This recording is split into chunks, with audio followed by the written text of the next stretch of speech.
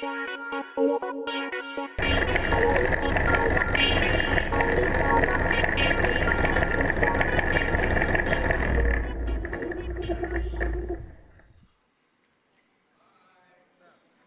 my talk. Waving. Come to find out, we've been waving wrong this entire time. How do you wave? Yeah, wrong. That's how you wave. You wave terribly.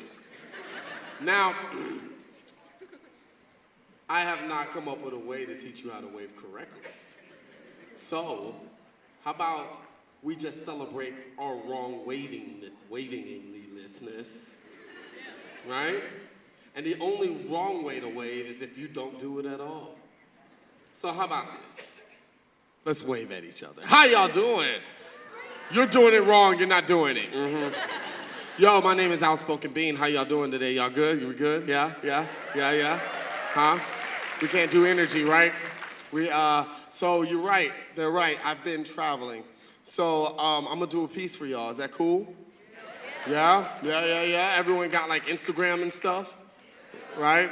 They told me to watch my language, so stuff was something else. If you have Instagram, I love Instagram. I fought against it. I love Instagram so much, I wrote a poem about it. Want to hear it? Yeah.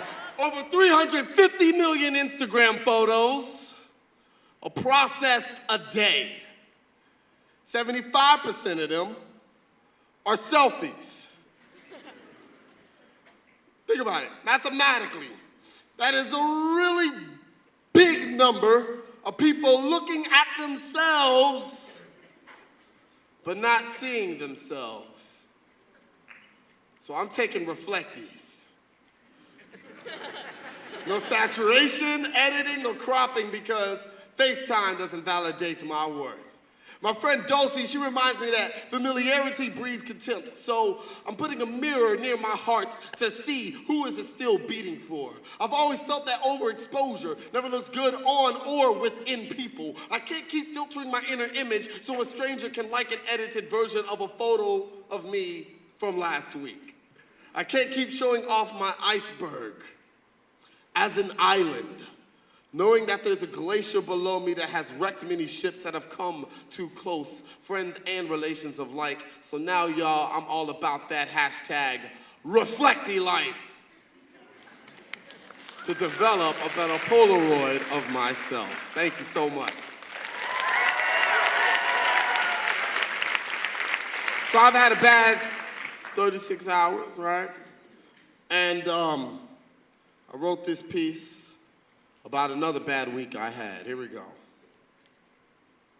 I'm gonna read about half of it. It's new. Is that cool? Yeah? Y'all enjoying me so far, yeah? All right, I didn't make a mistake, right? All right? Rave wrong with me. All right. For when the worst times do come.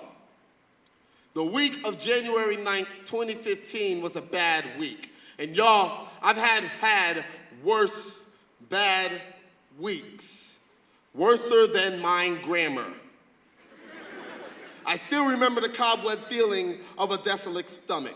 I know how to imagine my water intake to be a solid.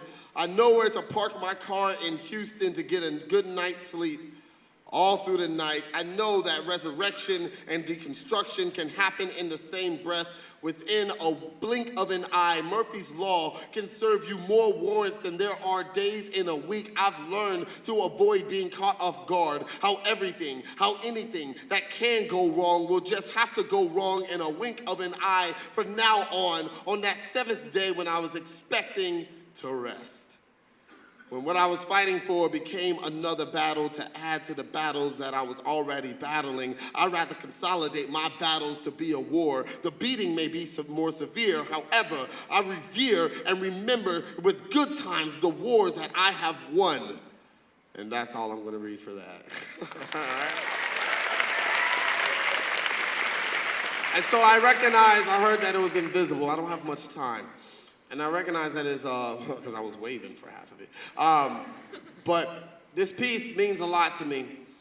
And essentially I want to say, I see y'all, right? And this poem is called LIP. And it's dedicated for everyone in this room.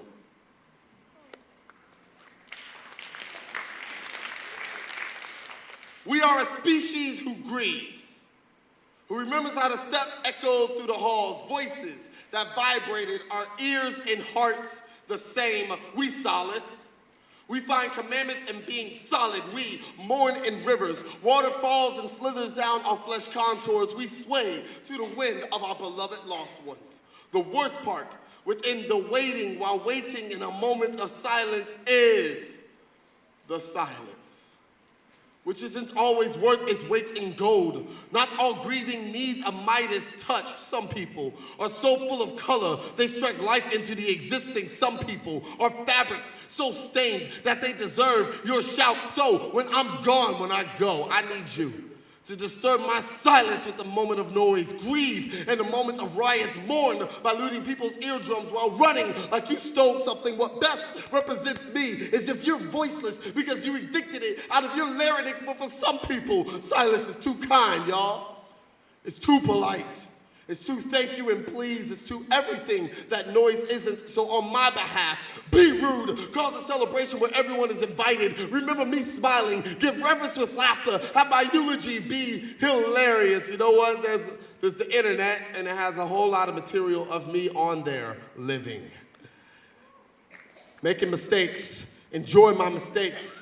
I will not be able to lie about them when I am gone. What I'm telling you to do is to grieve for people accordingly. For those who are worth your chords. For those who are worthy of you conducting exclamation symphonies. Like for Mike Brown. Like for Robin Williams. Like for my brother. Like for my sister. Like for my dear friend Alice Alsop. Like for all of you. Like for anyone who lived a lifetime behind soundproof walls. Give them moments of cacophonies until the shield cracks. And know that resting in peace does not define you and has never defined me.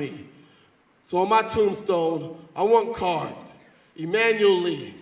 Emphasis on that outspoken part. Bean was more of an LIP kind of guy, where he lived in present, lived in perspective, lived in pursuit, lived in possibility, lived in poetry, lived in pressure by living in his pipe dream, and then taught himself to find love in people. So invest into us loud mortals as we will do the same. We will hand you our chips, ready to cash out yelling when we are gone. Thank you. Thank you so much.